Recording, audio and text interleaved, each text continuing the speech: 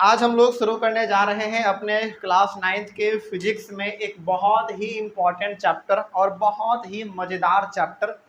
Chapter का नाम है ग्रेविटेशन। बहुत बार आप लोगों ने ग्रेविटेशन वर्ड सुना होगा। आज आपको ग्रेविटेशन वर्ड सुनने को तो मिलेगा ही साथ इस ग्रेविटेशन जो आपका एक वर्ड है, इसके ऊपर पूरा का पूरा आपको एक चैप्टर भी पढ़ने को मिलेगा। तो ये जो हमारा फिजिक्स का चैप्टर है क्लास 9th का ग्रेविटेशन, सबसे पहली बात चैप्टर बड़ा मज़ेदार है। दूसरी बात इंटरेस्टिंग है, मतलब बहुत मज़ा आएगा आपको इसमें। मज़ा इस बात का आएगा ना कि इस चैप्टर में बेसिकली आप प्रैक्टिकल चीज़ों को ज़्यादा समझेंगे। आप ये अनुभव कर पाएंगे कि अच्छा ऐसा होता है तो इसके पीछे रीज़न ये है, वैसा होता है तो अच्छा इसके पीछे रीज़न वो है। मतलब कि इस चैप्टर में खास करके आपको, और क्लास 9th का फिजिक्स ही पूरा का पूरा जो है ना बहुत मज़ेदार है। इतना मज़ेदार फिजिक्स क्लास 10th का नहीं है। क्लास 10th का फिजिक्स उतना आपको, हालांकि इजी है, क्लास 10th का फिजिक्स इजी है, लेकिन प्रैक्टिकल लाइफ से आप उसको उतना ज़्यादा जोड़ नहीं पाएंगे। लेकिन क्लास 9th का जो फिजिक्स है 5 चैप्टर इसमें है, पूरा पाँचों का पाँचों पूरा का पूरा आपका ना पूरा प्रैक्टिकल लाइफ से बेस्ड है। हालांकि क्लास 10th का भी चैप्टर उतना बुरा नहीं है, लेकिन हाँ उसमें है कि जितना ज़्यादा चीज़ आपको क्लास 9th के चीज़ों में सीखने को मिल रहा है ना, उतना चीज़ आपको क्लास 10 में सीखने को नहीं मिलता है। लेकिन क्लास 10 का जो चैप्टर वो बड़ा आसान है। खैर उसको हम लोग बाद में कर लेंगे अपने अगले साल में। सबसे पहला आज हम लोग इस पर ध्यान देते हैं ग्रेविटेशन।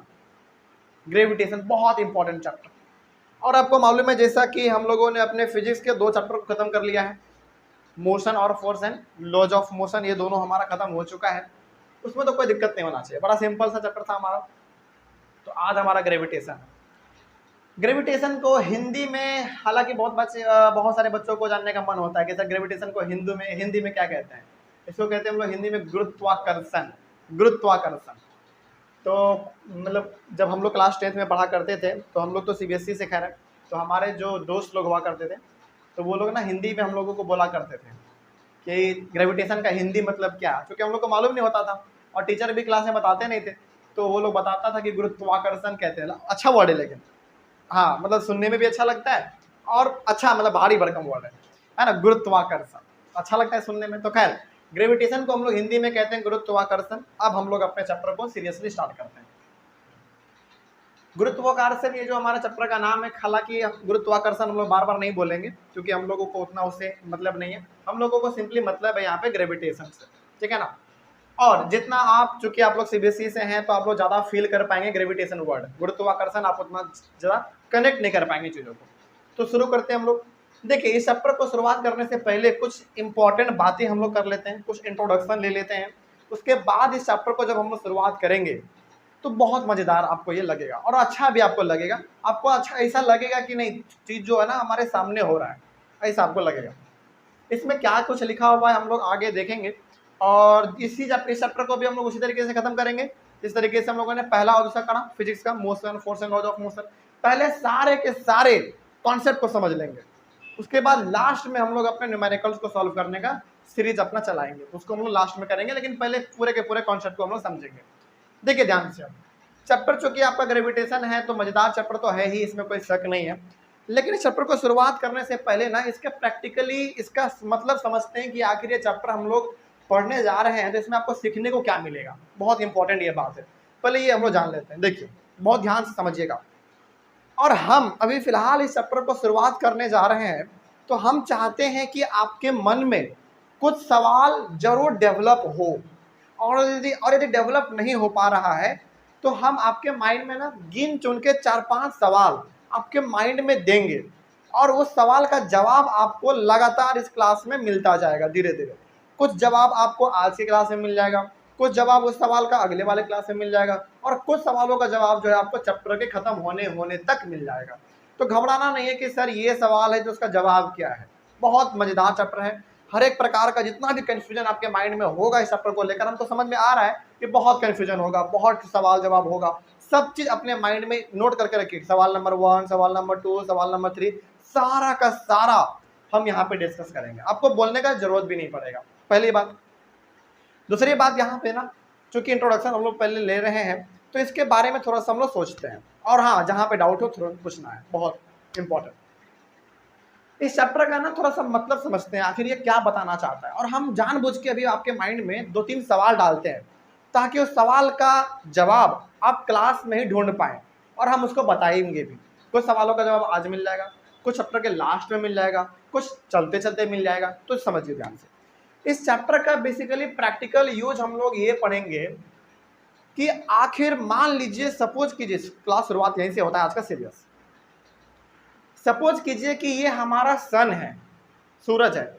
आपने क्लास 6 में भी पढ़ा, 7 में भी पढ़ा, आपने 8 में भी पढ़ा, खास करके ज्योग्राफी में आपने ये पढ़ा था कि हमारा ज्योग्राफी, और कई बार तो साइंस में भी ये चीज़ मिल जाता है।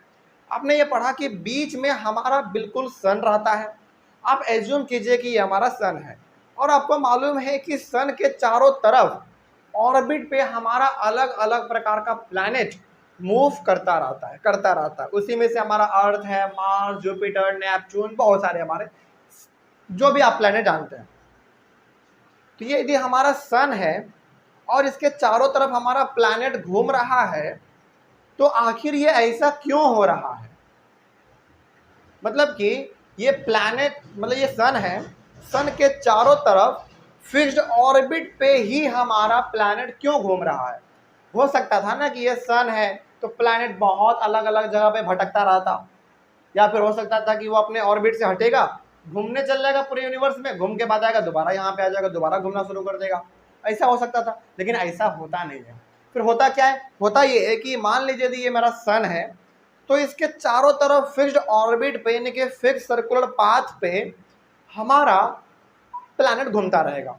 अब सवाल है कि सर ये प्लैनेट जाके सन से टकरा क्यों नहीं रहा है, या फिर वो प्लैनेट अपने ऑर्बिट को छोड़ के भाग क्यों नहीं जा रहा है, दूसरी जगह क्यों नहीं मूव कर जा रहा है, वो अपने ही ऑर्बिट पे क्यों घूम रहा है? मतलब ये सब जवाब ना, मतलब ये सब खुरापाती वाला सवाल हम लोग बचपन में सोचा करते थे। मतलब जब हम लोगों को क्लास 6, 7 में पढ़ाया जाता था कि सन जो है ना, सन के चारों तरफ प्लैनेट हमारा घूमता रहता है, फिर हम लोगों को समझ में आता था कि यार कोई पकड़ के घुमाता है क्या। लेकिन जैसे जैसे हम लोग बड़े होते चले गए, वैसे वैसे मालूम चला कि नहीं, इसको कोई पकड़ के घुमा नहीं रहा है, बल्कि इसके पीछे साइंस है। अब वो साइंस क्या है हम लोगों को बचपन वाले क्लास में किसी ने नहीं बताया। क्यों नहीं बताया? क्योंकि आपको वो क्लास 9th में खास करके चैप्टर के अंदर आपको पढ़ना है। तो पहला जवाब, यानी कि पहला सवाल आपके माइंड में ये होना चाहिए कि आखिर सन के चारों तरफ हमारा प्लैनेट फिक्स्ड ऑर्बिट पे ही क्यों घूमता है? ये पहला आपका सवाल होगा। अपने माइंड में कैलकुलेट करते चलिएगा और इस सवाल का जवाब आपको क्लास में ही मिल जाएगा। पहली बात ये होगी। दूसरी बात, आप ये जानते हैं कि हमारा अर्थ क्या है? एक प्लैनेट है और अर्थ के चारों तरफ क्या घूमता है? मून घूमता है। मून भी, अब आप कुछ देर के लिए सपोज कर लीजिए कि हमारा अर्थ है और यहाँ पे हमारा मून क्या होगा? फिक्स ऑर्बिट पे वो भी लगातार घूमता रहता है, घूमता रहता है, घूमता रहता है। फिर वही जवाब यहाँ भी कि आखिर ये फिक्स ऑर्बिट पे ही क्यों घूम रहा है? ये जाके धरती से टकरा भी सकता था, या फिर अपने ऑर्बिट को छोड़ के भाग भी सकता था, पूरा उधर इधर उधर घूमता, घूमने के बाद फिर अपने ऑर्बिट पे दोबारा आ जाता। फिर वो अपने फिक्स्ड ऑर्बिट पे ही क्यों घूम रहा है? यहाँ पे ना आप याद रखिएगा, सन के चारों तरफ हमारा प्लैनेट घूमता है और अर्थ के चारों तरफ हमारा मून घूमता है, लेकिन क्यों फिक्स्ड ऑर्बिट पे ही क्यों? अलग अलग जगह पे वो क्यों नहीं जा रहा है? ये दूसरा सवाल हो गया। तीसरा सवाल बहुत इंपॉर्टेंट। कोई भी चीज, चलिए मान लीजिए कि मेरा ये पेपर वेट है, सपोज कीजिए कि कोई भी चीज जब हम लोग ऊपर फेंकते हैं तो वो नीचे ही क्यों आता है? हालांकि आपको मालूम है, आपने इस चैप्टर को पढ़ने से पहले आपने ये वर्ड जरूर सुना होगा कि धरती ना एक फोर्स लगाता है, उसको हम लोग कहते हैं ग्रेविटेशनल फोर्स। लेकिन आप अभी फिलहाल ये मान के चलिए कि आपको कुछ मालूम ही नहीं है, आपको नहीं मालूम ग्रेविटेशनल फोर्स क्या होता है, ग्रेविटी क्या होता है, आपको नहीं मालूम। तो हमने ये चीज ऊपर फेंका, नीचे ही क्यों आया? मतलब आप अपना दिमाग ना पूरा ब्लैंक कर दो, आपको नहीं पता कि ग्रेविटेशनल फोर्स क्या है, पता नहीं हमको। तो बताओ, ऊपर फेंके तो नीचे ही क्यों आया? ऐसा तो नहीं है कि हम ऊपर फेंक दिया और इसको हाथ में पकड़ के नीचे लेकर आ गए, ऐसा भी नहीं है। तो हम इसको ऊपर फेंके तो नीचे ही क्यों आया? या फिर यदि हम इसको ऐसे भी फेंकेंगे तो कुछ दूर वो जाएगा, लेकिन आखिरकार वो नीचे ही गिरेगा। इधर भी फेंकेंगे कुछ दूर जाएगा, लेकिन गिरेगा आखिरकार नीचे में ही। ऐसे भी ऊपर करेंगे, कुछ दूर ऊपर जाएगा, लेकिन गिरेगा आखिरकार नीचे में ही। आखिर इस नीचे में ऐसा क्या है जो हर चीजों को, कुछ भी ऊपर फेंक रहे हैं तो नीचे आ जा रहा है? क्या है आखिर ऐसा? इसके बारे में भी हम लोग जानेंगे। तो तीसरा चीज हो गया, तीसरा सवाल हो गया चौथा सवाल बहुत इंपॉर्टेंट, हालांकि अब तो ऐसा मतलब ऐसा मूवी बहुत कम बनता है, पता नहीं इस पे बनाना चाहिए, बच्चों को अच्छा लगता है। आपने बहुत सारे मूवी में या फिर कोई ना कोई मूवी आपने जरूर ऐसा देखा होगा, इसमें आपने देखा होगा कि लोग जब चंद्रमा पे जाते हैं ना तो वहाँ पे वो उड़ने लगते हैं। हालांकि ऐसा मूवी बहुत कम बनता है, लेकिन इसके ऊपर मूवी बनाना चाहिए। बॉलीवुड को कभी फुर्सत मिले तो इन सभी को ध्यान देना चाहिए। और इस मामले में हमारा जो हॉलीवुड वाला मूवी है वो इस चीज़ में बहुत आगे है। मतलब कि वो लोग पैसा चाहे जितना खर्च हो जाए पैसा खर्च करता है, लेकिन साइंस से रिलेटेड मूवी वो लोग बहुत बनाता है, बहुत ज़्यादा बनाता है। और कहीं ना कहीं आपने ये चीज़ देखा होगा तो इंडियन सिनेमा में भी है एक दो फिल्म, ऐसा नहीं है लेकिन ज़्यादातर आपको ऐसा मूवी जो है ना हॉलीवुड में देखने को मिलेगा। एकदम रियल लगेगा कि आदमी वहाँ पे वाकई में जा रहा है, वहाँ पे लैंड कर रहा है, आखिरकार मतलब वो लोग सोचते हैं इसके बारे में। हम लोगों के यहाँ पे क्या है, देखो आपको ये मानना पड़ेगा कि हमारा जो बॉलीवुड का स्तर है वो हॉलीवुड के कंपैरिजन में बहुत नीचे है, मतलब बहुत ज़्यादा नीचे है। वो लोग एक एक मूवी में कितना कितना पैसा खर्च कर देता है, खर्च करता है तो कमाई भी होता है उनका। हम लोगों का क्या है, लड़का लड़की हीरो हीरोइन प्यार किया मोहब्बत किया, लड़की के भाई को पता चल गया वो लड़के को मारने के लिए पीछे तुला हुआ है, और लड़का एक मैन एकदम वन मैन आर्मी है, कोई भी आ जाए उसको मार के खत्म कर देंगे। उसके बाद फिर दोनों का शादी हो जाता है, हैप्पी एंडिंग हो जाता है। यही चीज लगभग होता है इंडियन सिनेमा में आमतौर पर। लेकिन खैर को चलो वो हमारा टॉपिक नहीं है, उसको छोड़ देते हैं। तो मतलब हम कहना यहाँ पे ये चाह रहे हैं कि कोई भी आदमी जब चंद्रमा पे जाता है तो वो हम लोग अक्सर ऐसे मूवी में देखते हैं कि वो उड़ने लगता है। ऐसा क्यों हुआ, पृथ्वी पे क्यों नहीं हम लोग उड़ पा रहे हैं? चंद्रमा है, चंद्रमा पे भी लैंड है, बिल्कुल जमीन है उस पे भी, लेकिन आदमी वहां पे जाता है तो वो उड़ने क्यों लगता है? ऐसा क्यों हुआ? तो आपके माइंड में हमने अभी फिलहाल 4 सवाल दिया आपको। पहला ये कि सन के चारों तरफ फिक्स ऑर्बिट पे हमारा प्लैनेट क्यों घूमता है? घूमता है चलो कोई दिक्कत नहीं है, लेकिन फिक्स ऑर्बिट पे ही क्यों घूम रहा है? एक ही जगह पे वो लगातार क्यों घूम रहा है? पहला ये हमने आपको जवाब सवाल दिया। दूसरा हमने दिया कि धरती के चारों तरफ फिक्स ऑर्बिट पे मून क्यों फिक्स ऑर्बिट पे घूम रहा है? फिक्स ऑर्बिट पे ही क्यों? दूसरा सवाल ये हो गया। तीसरा सवाल ये हमने दिया था कि कोई भी चीज ऊपर फेंक रहे हैं तो नीचे ही क्यों आ रहा है? हालांकि आपको मालूम है ग्रेविटेशन फोर्स है, लेकिन फिलहाल अभी आप उसको गोली मारो, हटाओ उसको। चौथा हमने आपको दिया सवाल कि कोई भी आदमी जब चंद्रमा पे जा रहा है तो वो उड़ने क्यों लग जा रहा है? इन तमाम प्रकार के सवालों का जवाब आपको इसी चैप्टर में मिलेगा, तो घबराना नहीं है, हर एक प्रकार का सवाल का जवाब आपको इसमें मिल जाएगा। लेकिन अब सवाल है कि सर ये सब जो सवाल आप हमको दिए हैं इसका जवाब कहाँ पे मिलेगा? इसका जवाब हमको इसी चैप्टर ग्रेविटेशन में मिलेगा। अब ग्रेविटेशन आखिर हमको दिया किसने?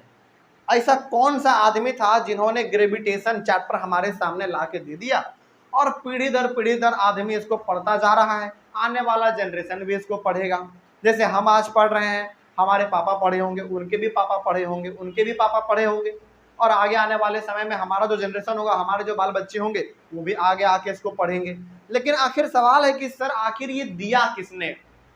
किसके पास इतना शक्ति था कि ये ग्रेविटेशन चैप्टर हम लोगों को दे दिया, पूरे दुनिया के बारे में बता दिया कि कौन चीज कैसे घूम रहा है तो क्यों घूम रहा है?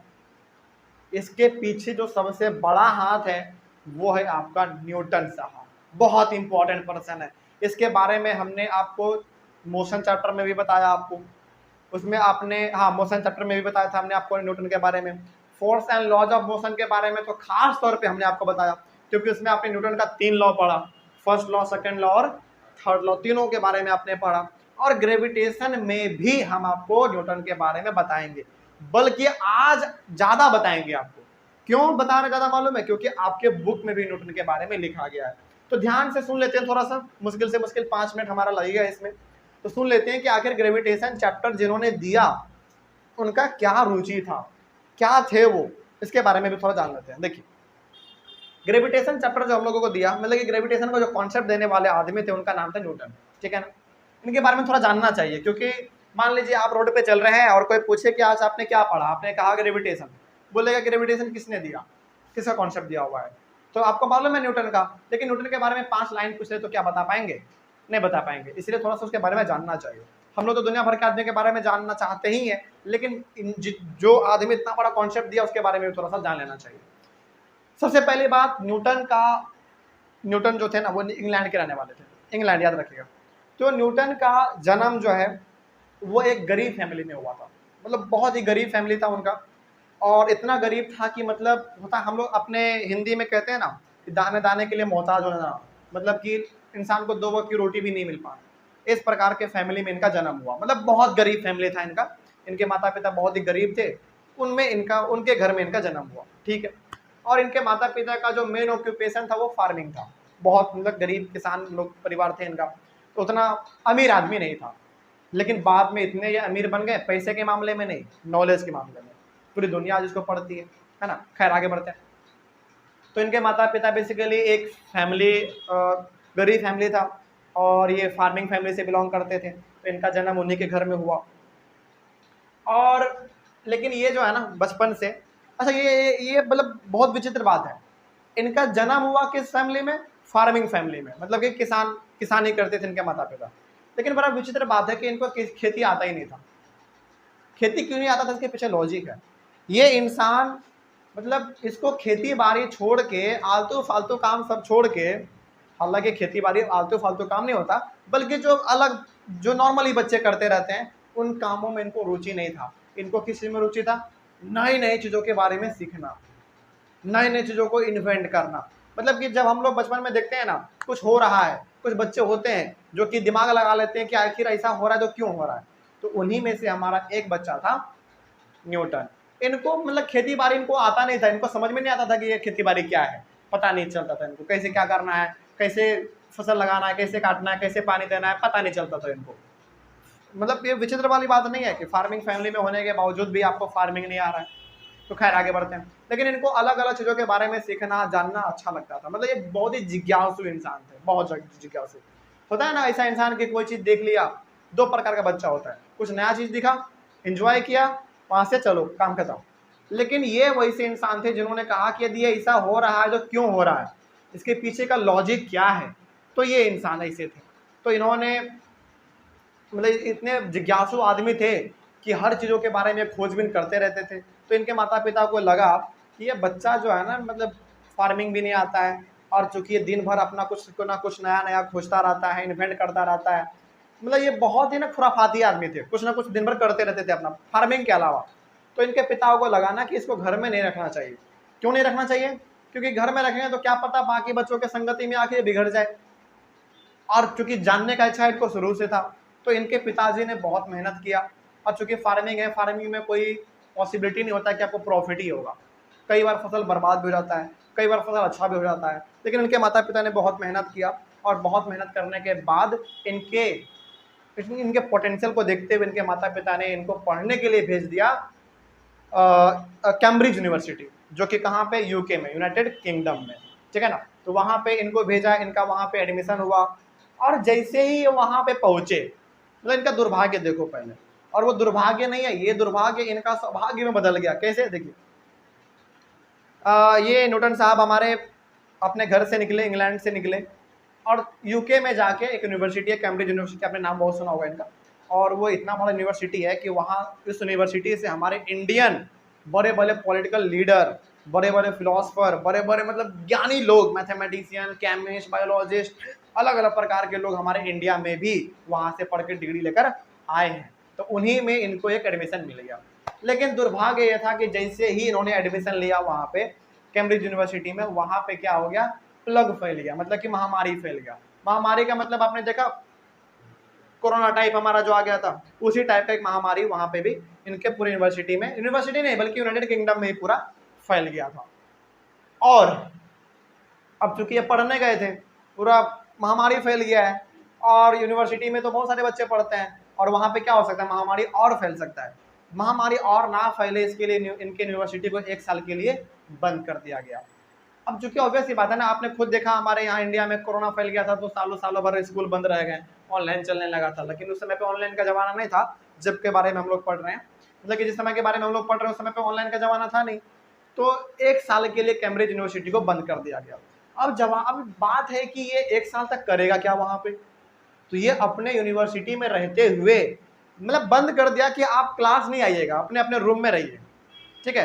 तो एक दिन अचानक क्या हुआ ना कि ये ऐसे ही, चूंकि यूनिवर्सिटी तो बंद ही था, इनके पास कोई काम भी नहीं था, पढ़ना लिखना कुछ था नहीं इनके पास, और चूंकि ये जिज्ञासु आदमी पहले से थे, कुछ ना कुछ अपना सोचते रहते थे, तो एक दिन ये ऐसे अपने यूनिवर्सिटी से बाहर निकले और टहलते टहलते टहलते टहलते एक जगह पे जाके टेबल पे बैठ गए, ठीक है। और टेबल, जिस टेबल पे वो बैठे ना, उसके पीछे था एक सेब का पेड़, आपने कहानी सुना भी होगा, है ना। तो ये टहलते टहलते गए, उस कुर्सी पे बैठ गए, और कुर्सी पे बैठे तो पीछे उनके था एक सेब का पेड़, ऊपर में सेब भी लगा हुआ था। इनके सेब के इनके सिर के ऊपर एक सेब पूरा गिर गया इन, और चूंकि बड़ा खुराफाती दिमाग के थे ये, बैठे हुए थे, सेब इनके ऊपर गिर गया। अच्छा, साधारण सा बच्चा क्या सोचेगा, ये सोचेगा कि यार बैठे हुए थे, सेब गिर गया, अच्छा है, उठा के खा लो, बात खत्म, निकलो यहाँ से। लेकिन इनका दिमाग देखो, मतलब वहीं से, उस सेब से ही हमारा ये पूरा का पूरा कॉन्सेप्ट आया है। तो इन्होंने सोचा ना कि सेब गिरा, चलो कोई बात नहीं, लेकिन सेब नीचे ही क्यों गिरा, सेब मेरे ऊपर गिरा, कोई बड़ा बात नहीं है, किसी के ऊपर भी गिर सकता है। लेकिन जवाब है कि आखिर बात यह है कि सेब गिरा तो नीचे ही क्यों गिरा, ऊपर क्यों नहीं गया। अच्छा देखो, एक बात बताओ, एक बात बताइए आप लोग, क्या पहली बार किसी आदमी के ऊपर सेब गिरा होगा, या फिर क्या पहली बार ऐसा हुआ होगा न्यूटन के टाइम पे कि कोई चीज ऊपर से नीचे गिरा होगा, पहली बार नहीं, गिरा तो बहुत बार होगा सामान, लेकिन क्या कभी किसी ने इतना दिमाग लगाया, नहीं लगाया। तो न्यूटन ने सोचा कि आखिर ये सेब गिरा तो नीचे ही क्यों गिरा। अब इसीलिए हम लोगों इसी कॉन्सेप्ट को उन्होंने आगे रिसर्च किया, पूरा आगे खोजबीन किया कि आखिर ऐसा हो रहा है तो क्यों हो रहा है। उसको इन्होंने इतना गहरे तरीके से रिसर्च किया कि इन्होंने हम लोगों को पढ़ने के लिए दे दिया एक नया कॉन्सेप्ट, जिसका नाम है ग्रेविटेशन, ठीक है। तो ये था हमारा न्यूटन साहब के बारे में थोड़ा बहुत जानकारी। आपको कोई दिक्कत नहीं होगा इस चैप्टर में, बड़ा सिंपल सा चैप्टर है, आगे हम लोग अब बढ़ सकते हैं। तो ये जो कॉन्सेप्ट हमारा आया वो हमारा वही सेब वाला कहानी से आया, ना सेब उसके ऊपर गिरता, ना आज हम लोगों को ये सब पढ़ना पड़ता, ठीक है ना। खैर आगे बढ़ते हैं, लेकिन पढ़ना चाहिए, अच्छा चीज़ है। अब हमारा चैप्टर यहाँ से शुरुआत होता थोड़ा सा, ये तो कुछ कहानी हो गया उनके बारे में। अब हम लोग शुरुआत करते हैं चैप्टर का बहुत ही सीरियस तरीके से। देखिए इसमें ना आपको यहाँ पे एक बात हमको बता देते हैं, मतलब दुनिया में कोई भी चीज, केवल पृथ्वी का हम बात कर रहे हैं, अर्थ का बात कर रहे हैं, आप कोई भी चीज ऊपर फेंको वो हमेशा नीचे ही आएगा, हमेशा नीचे आएगा, पृथ्वी पे केवल। तो यहाँ पे न्यूटन साहब ने हम लोगों को ये बताया कि देखो भैया ऐसा इसलिए हो रहा है क्योंकि कोई भी चीज आप ऊपर फेंक रहे हैं ना, तो धरती उसके ऊपर एक फोर्स लगा रहा है, और फोर्स लगा के उसको वो अपनी ओर खींच ले रहा है। उस फोर्स को हम लोग कहते हैं ग्रेविटेशनल फोर्स। ग्रेविटेशनल फोर्स, आप कुछ भी ऊपर फेंको वो नीचे आएगा ही आएगा, ठीक है ना। चलिए अब हम लोग थोड़ा सा आगे बढ़ जाते हैं। चैप्टर का नाम आपका ग्रेविटेशन है। सबसे पहला टर्म तो आप वही समझिए, ग्रेविटेशनल फोर्स होता क्या है, देख लीजिए इसके बारे में। The force with which the earth pulls the object towards it is called the gravitational force of the earth. अच्छा, ग्रेविटेशनल फोर्स बोले या फिर ग्रेविटेशन बोले, दोनों का मतलब आपको सेम समझना है, ठीक है ना। तो इसका मतलब यहाँ पे जो लिखा हुआ है इसका मतलब यही हो गया कि धरती जो एक फोर्स से किसी भी चीज को नीचे की ओर खींचता है, उसी फोर्स को हम लोग कहते हैं ग्रेविटेशनल फोर्स। आप किसी भी चीज को ऊपर फेंकिए, जैसे हमारा पेपर वेट ऊपर गया लेकिन नीचे आ गया, इसका मतलब है कि धरती उसको अपनी ओर खींच रहा है, और जिस फोर्स के साथ खींच रहा है उसी फोर्स को हम लोग नाम दे देते हैं ग्रेविटेशनल फोर्स, ठीक है ना। तो ये हमारा पहला हमारा कंप्लीट हुआ।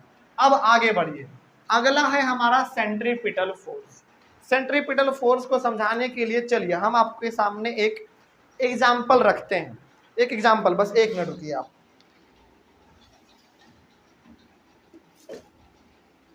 मेरे पास एक एग्जाम्पल है आपको ग्रेविटेशनल फोर्स समझाने के लिए, इससे आप ज़्यादा ग्रेविटेशनल फोर्स सेंट्रीपिटल फोर्स को समझ पाएंगे। देखिए ये मेरे पास एक रस्सी है, ठीक है, और ये मेरे पास एक चुंबक है, उसमें हम बांध दिए हैं, आप किसी भी चीज़ को बांध के ट्राई कर सकते हैं। और यहाँ पे आपको फिलहाल अब ये एज्यूम करना है कि मेरा हाथ क्या है, मेरा हाथ आप एज्यूम करो सन है, ठीक है। चलो आप सन छोड़ दो, मेरा हाथ आप एज्यूम करो कि अर्थ है, पृथ्वी है मेरा हाथ, और ये क्या आपको एज्यूम करना है, ये हमारा मून है, ठीक है। चलिए देखिए जरा ध्यान से, कुछ ऐसा ही हमारा मून घूमता है धरती के चारों तरफ। मतलब कि यदि ये मेरा हाथ अपना धरती है और यदि ये मेरा मून है तो ऑब्वियस ही बात है, आपने डायग्राम में भी देखा है, बहुत सारे डायग्राम में, कि हमारा ऐसे ऐसे ही मून धरती के चारों तरफ घूमता रहता है। ठीक है ना। चलिए, अब इसका मतलब आप क्या समझ रहे हैं? इसका मतलब आप ये समझ रहे हैं, और आपने अभी तुरंत ये पढ़ा कि धरती हर चीज के ऊपर एक फोर्स लगाता है अपनी ओर खींचने के लिए। ठीक है ना। फिर सवाल ये है कि सर मून हमारा चारों तरफ धरती के ऐसे क्यों घूम रहा है? क्या धरती इसके ऊपर कोई ग्रेविटेशनल फोर्स नहीं लगा रहा है? जवाब है लगा रहा है, लेकिन वो ग्रेविटेशनल फोर्स नहीं कह सकते हम उसको हम लोग कहते हैं सेंट्रीपिटल फोर्स। ठीक है ना। अब सेंट्रीपिटल फोर्स क्या होता है, जरा इसके बारे में देख लीजिए थोड़ा। आप यहाँ पे लिखा हुआ है कि the force that causes the body moving along the circular path and is acting towards the center, it is called the centripetal force। मतलब यहाँ पे ये हो गया कि वो फोर्स जिसके वजह से कोई भी चीज सर्कुलर ऑर्बिट पे घूम पा रहा है वो हमारा कहलाएगा सेंट्रीपिटल फोर्स। मतलब आप ऐसे समझिए कि यदि ये मेरा हाथ धरती है और यदि ये मेरा मून है और इसको हम ऐसे चारों तरफ घुमा पा रहे हैं, तो मेरा जो ये धरती है, पृथ्वी जो है, एक फोर्स इस मून पे लगा रहा है। वो फोर्स कौन सा फोर्स है? सेंट्रीपिटल फोर्स है। और वो किसके थ्रू लगा रहा है? इस रस्सी के थ्रू लगा रहा है। हालांकि क्या धरती और मून के बीच में कोई रस्सी है? कोई रस्सी नहीं है, लेकिन वहां पे इमेजिनरी लाइन है जो कि धरती मून पे अपना एक फोर्स लगातार लगाता रहता है। उसी को हम लोग कहते हैं सेंट्रीपिटल फोर्स। ठीक है ना। अच्छा, सेंट्रीपिटल फोर्स, अच्छा जवाब यहाँ आपके मन में ये सवाल होना चाहिए कि सर क्या सेंट्रीपिटल फोर्स ग्रेविटेशनल फोर्स के जैसा ही होता है क्या? जवाब है हाँ। सेंट्रीपिटल, आप ये भी कह सकते हैं कि ग्रेविटेशनल फोर्स का ही एक अलग टाइप है हमारा सेंट्रीपिटल फोर्स। क्योंकि इसका मतलब ये हो गया कि सर यदि धरती लगा रहा है उस पर एक फोर्स, तो धरती तो ग्रेविटेशनल फोर्स भी लगाता है। बिल्कुल सही बात है। लेकिन आप यहाँ पे ये कह सकते हैं कि सेंट्रीपिटल फोर्स हमारा एक ग्रेविटेशनल फोर्स का एक अलग टाइप है, आप कह सकते हैं। तो अब यहाँ पे आप ये समझ गए, दो बहुत ही मजेदार बातों को आप समझ गए कि यदि सन के चारों तरफ प्लैनेट घूम रहा है, इसका मतलब है कि सन उसके ऊपर एक सेंट्रीपिटल फोर्स लगा रहा है, पहली बात। दूसरी बात, यदि मून मेरा धरती के चारों तरफ घूम रहा है, इसका मतलब धरती भी मून पे सेंट्रीपिटल फोर्स लगा रहा है। और सेंट्रीपिटल फोर्स का काम ही होता है कि उस ऑब्जेक्ट को सर्कुलर ऑर्बिट पे लगातार एक फिक्स ऑर्बिट पे घुमाते रहना। तो दिक्कत इसमें, सेंट्रीपिटल फोर्स का मतलब क्या हो गया? सेंट्रीपिटल फोर्स का सिंपल सा मतलब हो गया कि जो भी ऑब्जेक्ट हमारे सर्कुलर ऑर्बिट पे घूमता है, फिक्स ऑर्बिट पे खास करके, वो हमारा सेंट्रीपिटल फोर्स के वजह से ही वो घूम पा रहा है।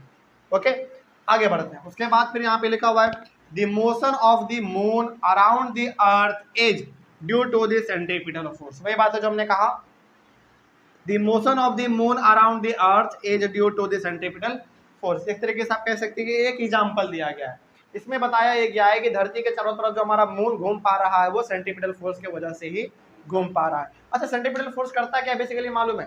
सेंट्रीपिटल फोर्स आपके ऑर्बिट पे जो घूम रहा है ना सामान, उसको वो होल्ड करके रखता है। जैसे मान लीजिए ये मेरा धरती है और ये चुंबक हमारा क्या है? मून है। तो इसे घूम रहा है, इसका मतलब है कि धरती एक सेंट्रीपिटल फोर्स लगा के मून को क्या कर रहा है? एक जगह पे होल्ड किए हुए है और अपने चारों तरफ उसको नचा रहा है इसे। ठीक है, आगे बढ़ते हैं। उसके बाद क्या लिखा हुआ है? The centripetal force is provided by the force of attraction of the earth, यानी कि ग्रेविटेशनल फोर्स भी आप कह सकते हैं। मतलब ये हो गया कि धरती यदि मून पे एक सेंट्रीपिटल फोर्स लगा रहा है, इसका मतलब है कि ग्रेविटेशनल फोर्स ही सेंट्रीपिटल फोर्स लगा रहा है। अच्छा, धरती किसी के ऊपर फोर्स लगाएगा तो वो कैसा फोर्स लगाएगा? ग्रेविटेशनल फोर्स लगाएगा। और धरती लगा रहा है फोर्स किसके ऊपर? मून के ऊपर। तो उसका नाम हमने क्या दे दिया? सेंट्रीपिटल फोर्स हमने नाम दे दिया। लेकिन आपको यहाँ पे ये समझना है कि धरती एक सेंट्रीपिटल फोर्स लगा रहा है मून के ऊपर। इसका मतलब सिंपली आप ये समझिए कि ग्रेविटेशनल फोर्स एक फोर्स लगा दे रहा है मून के ऊपर, जिसका नाम है सेंट्रीपिटल फोर्स। आप ये भी समझ सकते हैं, इसमें कोई बड़ी बात नहीं है। तो अब मेरे हिसाब से आपको सेंट्रीपिटल फोर्स समझ में आ गया, कोई दिक्कत इसमें? अब आपके मन में हमने 4 सवाल दिए थे। पहला कि सन के चारों तरफ प्लैनेट क्यों घूमता है फिक्स ऑर्बिट पे? Due to centripetal force. दूसरा हमने जवाब दिया था, आपको सवाल दिया था कि धरती के चारों तरफ मून क्यों घूमता है फिक्स ऑर्बिट पे? Due to centripetal force. 2 का जवाब तो आपको मिल गया। तीसरा ये था कि कोई भी चीज ऊपर फेंक रहा है तो नीचे क्यों आ रहा है, बिकॉज ऑफ ग्रेविटेशनल फोर्स, क्योंकि धरती उसके ऊपर एक फोर्स लगा रहा है और वो नीचे गिर जा रहा है। यही हो गया हमारा। और जो हमारा एक तीसरा है, सॉरी चौथा जो है वो ये है कि कोई भी आदमी मून पे जा रहा है तो वो ऊपर में उड़ता क्यों रह जा रहा है। इसके बारे में अभी हम बता देते हैं, लेकिन इसके बारे में आगे हम लोगों को थोड़ा सा डीप स्टडीज के बारे में हमको करना है। तो यहाँ पे आप ध्यान में ये रखिएगा कि कोई भी चीज जब पृथ्वी से मून पे जाता है ना, वो 6 गुना उसका वजन जो वो कम हो जाता है। जैसे मान लीजिए कि धरती पे मेरा वजन 60 kg है, इसको 6 से डिवाइड कर दो आप, कितना आया 10 kg। तो मून पे यदि हम जाएंगे तो मेरा वजन कितना हो जाएगा 10। सिंपल। तो हालांकि इसके बारे में हम लोग और भी आगे डिस्कस करते चलेंगे, तो आपके मन में जितना भी डाउट है सब इसमें आपको क्लियर हो जाएगा। आगे बढ़ते हैं फिर। अब हमारा अगला टॉपिक है टेंजेंट टू अ सर्किल। हालांकि ये टॉपिक जो है ना टेंजेंट टू अ सर्किल, ये है आपका सर्किल चैप्टर का एक कॉन्सेप्ट। सर्किल चैप्टर का ये कॉन्सेप्ट है, लेकिन कोई बात नहीं, हमारा अभी सर्किल यहाँ पे नहीं आने वाला है, तो इसके बारे में थोड़ा सा हम लोग बात कर लेते हैं। सर्किल का मतलब क्या होता है देखा। अच्छा, सर्किल कैसे बनता है, कॉम्बिनेशन ऑफ पॉइंट्स। से मान लीजिए यदि हमारे पास ये ऐसे बहुत सारे पॉइंट है और यदि हम इसको ऐसे क्या कर दें, ज्वाइन कर दें, तो हमारा एक सर्किल बन जाएगा। तो जब ये सर्किल हमारा अलग अलग पॉइंट से मिलके बना हुआ है, सर्किल हमारा अलग अलग पॉइंट से मिलके बना हुआ है, तो एक पॉइंट हमारा यहाँ भी है, एक पॉइंट यहाँ, एक पॉइंट यहाँ, एक पॉइंट यानी कि हर जगह पे हमारा पॉइंट है। और जब एक इस पॉइंट से एक ही लाइन हमारा पास हो जाए, यानी कि एक पॉइंट से एक लाइन हमारा पास हो जाए, उसी को हम लोग कहते हैं टेंजेंट। तो यहाँ पे हमारा एक सर्किल बना हुआ है, इस सर्किल पे हमारा एक पॉइंट होगा, यहाँ पे यहाँ पे यहाँ पे यहाँ पे हर जगह पे पॉइंट होगा। जब एक सर्किल के एक पॉइंट से एक लाइन हमारा पास हो जाए, उसी को हम लोग कहते हैं टेंजेंट। हालांकि ये हमारा सर्किल चैप्टर का है, उसको कोई दिक्कत नहीं है, इसको हम लोग सर्किल में अपना अच्छे तरीके से समझेंगे। लेकिन यहाँ पे जो टेंजेंट का मतलब है उसको समझिए। क्या यहाँ पे आपको सर्किल पढ़ाया जा रहा है? बिल्कुल भी नहीं। अब इसका मतलब हुआ क्या, ऐसे समझिए इसको आप। जैसे देखिए, यदि मेरा ये हाथ धरती है, पृथ्वी है, ये मून है, और यदि ये चारों तरफ घूम रहा है, तो ऑब्वियस सी बात है एक सर्किल हर वक्त ये बना रहा है, सर्कुलर ऑर्बिट पे ये घूम रहा है। अच्छा एक बात बताइए, यदि ये मेरा ऐसे घूम रहा है और यदि हम इसको छोड़ेंगे तो क्या ये घूमते घूमते भागेगा क्या?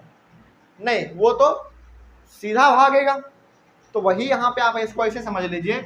मान लीजिए कि हम इसको ऐसे नचा रहे हैं, ऐसे हम इसको नचा रहे हैं, और मान लीजिए कि हम इसको छोड़ दिए, मान लीजिए कि हम इसको यहाँ पे लाके छोड़ते हैं, तो वैसी बात है इधर भागेगा। और मान लीजिए कि हम इसको इधर यहाँ पे लाके छोड़ देते हैं, तो इस तरीके से इधर भागेगा। मतलब कि अपने बचपन में क्या होगा, ऐसे ऐसे नचाते नचाते आपने छोड़ा होगा, तो किसी एक पर्टिकुलर डायरेक्शन में वो भागता है। तो भाग जो रहा है ना, वो इसका मतलब वो क्या बना रहा है, टेंजेंट बना रहा है। मतलब कि यदि ये मेरा ऐसे घूमते घूमते घूमते घूमते घूमते घूमते यहाँ पे हमने छोड़ा और वो ऐसे भागेगा ना, तो ऐसे भाग रहा है, मतलब कि वो सर्किल के एक पॉइंट से भाग रहा है, तो वही हमारा टेंजेंट कहलाता है, और इसमें कोई बड़ी बात नहीं है। ठीक है, अब इसके बारे में थोड़ा सा एक बार पढ़ भी लेते हैं, क्या लिखा हुआ था। A straight line meets the circle at one and only one point is called a tangent to the circle। वही बात है कि सर्किल के किसी एक पॉइंट से यदि हमारा एक लाइन पास होता है, तो उसी लाइन को हम लोग टेंजेंट कह देते हैं, बस, और कोई दिक्कत नहीं है।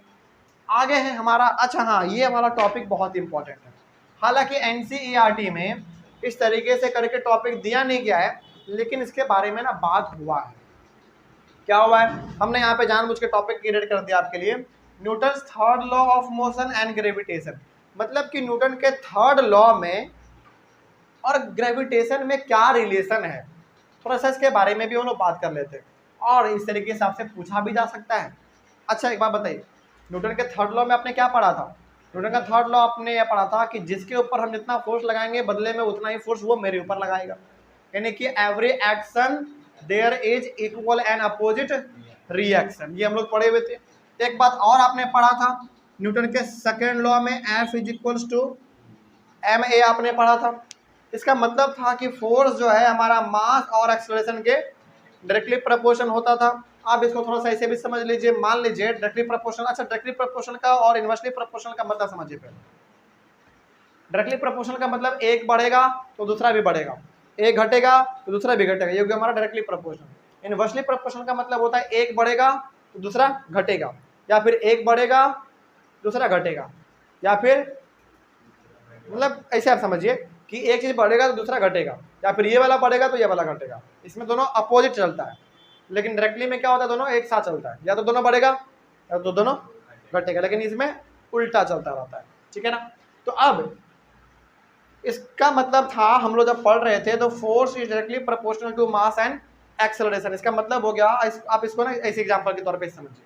मान लीजिए कि सामने से एक हाथी आ रहा है, उसका मास क्या है, कम या ज्यादा, बहुत ज्यादा है, और उसका मास ज्यादा है, तो ऑब्वियसली बात यदि हम उसको रोकना चाहेंगे तो हमको फोर्स भी क्या करना पड़ेगा, ज्यादा लगाना पड़ेगा। मतलब कि फोर्स डायरेक्टली प्रोपोर्शनल हो गया मास के, ये एग्जांपल पहला कंप्लीट। दूसरा है कि फोर्स जो है ना वो हमारा एक्सेलरेशन के भी डायरेक्टली प्रोपोर्शनल है। एक्सेलरेशन डायरेक्टली प्रोपोर्शनल, इसका मतलब है मान लीजिए कोई चीज उधर से बहुत ही तेजी से आ रहा है, बहुत तेजी से आ रहा है, और वो हर वक्त अपना स्पीड बढ़ा ले रहा है। मतलब कि कोई चीज है जो कि उधर से बहुत ही तेजी से आ रहा है, और ऑब्वियसली बात है बहुत ही तेजी से आ रहा है और उसको हम रोकना चाहेंगे तो फोर्स हमको ज्यादा लगाना पड़ेगा। तो वही बात यहाँ पे हो गया कि force is directly proportional to mass and acceleration. अच्छा, क्या इसमें से आप एक और रिलेशन निकाल सकते हैं, जरा देखिए तो ध्यान से। F by M equals to A. हमने कुछ नहीं किया, बस ये हमारा एक्सेलरेशन हमने निकाला है, इसको हमने इधर भेज दिया। अच्छा, इसी चीज को आप ऐसे भी लिख सकते हैं कि नहीं, A equals to F by M लिख सकते हैं। अब ठीक लगेगा, अब हम इसको आप समझा सकते हैं। देखिए ध्यान से, न्यूटन्स के थर्ड लॉ के अकॉर्डिंग आप यदि थोड़ा सा लॉजिक लगाएंगे ना तो आपको ये समझ में आएगा कि जितना फोर्स हम किसी के ऊपर लगाएंगे उतना ही फोर्स वो हमारे ऊपर भी लगाएगा। इसका मतलब यहाँ पे ये भी होता है कि यदि हम इसको ऊपर फेंक रहे हैं तो धरती क्या कर रहा है, इसके ऊपर एक फोर्स लगा रहा है और ये नीचे आ जा रहा है। लेकिन एक बात बताइए, ये हमारा ऊपर गया, यहाँ पे इसके ऊपर धरती ने एक फोर्स लगाया, वो नीचे आ गया, ठीक है, लेकिन उतना ही फोर्स ये भी तो लगा रहा होगा धरती पे। मतलब कि धरती यदि इसके ऊपर फोर्स लगा रहा है और उसके नीचे आ जा रहा है, इसका मतलब है कि ये भी फोर्स लगा रहा होगा धरती पे, क्योंकि आपने न्यूटन के थर्ड लॉ में तो ही पढ़ा है कि हम जितना फोर्स लगाएंगे जो सामने वाले पे, सामने वाला हमारे ऊपर भी उतना ही फोर्स लगाएगा। इसका मतलब यही हो गया कि यदि हम इसको ऊपर फेंक रहे हैं और ग्रेविटेशनल फोर्स इसके ऊपर लग के यदि ये नीचे आ जा रहा है तो ये भी तो धरती के ऊपर उतना ही फोर्स लगा रहा होगा। लेकिन फिर सवाल है कि सर ये नीचे क्यों आ जा रहा है, जबकि दोनों बराबर फोर्स लगा रहा है दूसरे के ऊपर, तो नीचे क्यों आ रहा है। यहाँ पे हमारा कॉन्सेप्ट चलता है मास वाला। इस रिलेशन को आप जरा देखिए ध्यान से, A equals to F by M, इस प्रकार के रिलेशन को हम लोग कहते हैं इनवर्सली रिलेशन। इसको आप और भी ऐसे लिख सकते थे, A equals to 1 by M. Inversely relation को लिखने का तरीका हमारा ये होता है, आप ऊपर में 1 लिख दीजिए और नीचे में आप जिसके साथ भी इसको रिलेशन में बैठाना चाहते हैं आप उसको लिख दीजिए। तो आप इसको ऐसे समझिए थोड़ा सा, यहाँ पे फोर्स का कोई काम नहीं है। Acceleration is inversely proportional to mass, इसका मतलब थोड़ा सा आप समझ लीजिए, बहुत इंपॉर्टेंट है। मतलब मान लीजिए कि कोई चलते फिरते आपको पूछ दे कि बताओ न्यूटन के थर्ड लॉ में आपने ये पढ़ा कि जो ऑब्जेक्ट जिसके ऊपर जितना फोर्स लगाएगा उसके ऊपर भी उतना ही फोर्स लगेगा, तो फिर हमारा कोई भी ऑब्जेक्ट ऊपर जाता है तो वो नीचे ही क्यों आता है, धरती उसके ऊपर क्यों, उसके पास क्यों नहीं जाता, जबकि दोनों फोर्स बराबर लगा रहा है कि नहीं। इस यहाँ पे हमारा कॉन्सेप्ट चलता है मास वाला। मास वाला इसका मतलब ये हो गया, अब जरा इसको आप ऐसे समझ लीजिए, acceleration is inversely proportional to मास।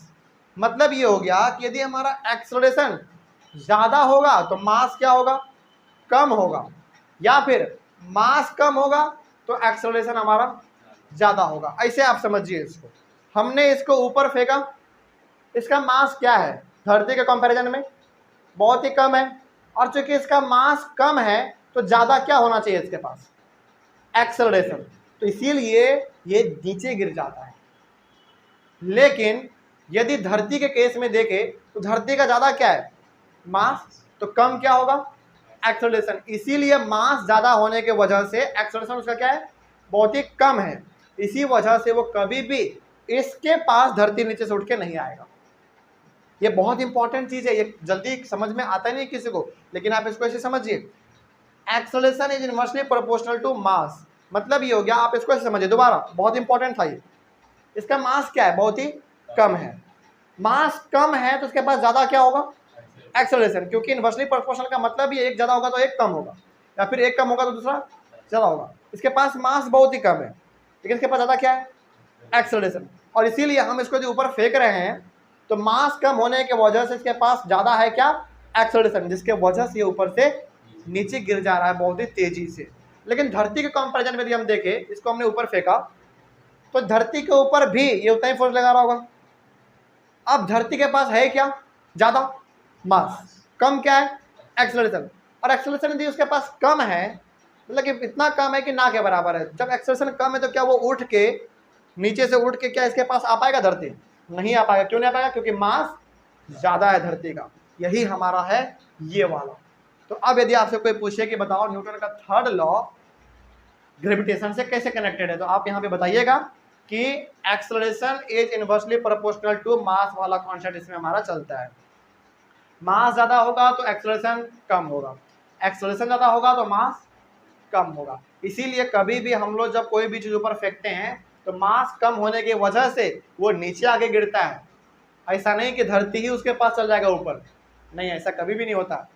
अच्छा, दुनिया में ऐसा कोई चीज़ है जो कि हम ऊपर फेंके और उसका वजन धरती से ज़्यादा हो, ऐसा कोई भी चीज़ नहीं। इसका मतलब है कि दुनिया में कोई भी चीज़ हम ऊपर फेंकेंगे तो वो नीचे आएगा ही आएगा। चलिए, इस तरीके से हमारा ये वाला टॉपिक भी कंप्लीट हुआ। तो ये बहुत इंपॉर्टेंट था, इसको आप समझिएगा ध्यान से, ठीक है ना। चलिए, इसका स्क्रीनशॉट ले लीजिए, ऑनलाइन मिले बच्चे आप लोग जल्दी से स्क्रीनशॉट ले लीजिए, और अगले वाले क्लास में हम लोग अपने बुक का एक नया टॉपिक शुरू करेंगे, ठीक है। ये तो बेसिकली आप कह सकते हैं कि आज की क्लास में हम लोगों ने इंट्रोडक्शन एक तरीके से लिया है, तो अगले वाले क्लास में हम लोग अपने चैप्टर को और आगे बढ़ाएंगे। तो मिलते हैं हम लोग अपने अगले वाले क्लास में, तब तक के लिए thank you very much and have a nice day.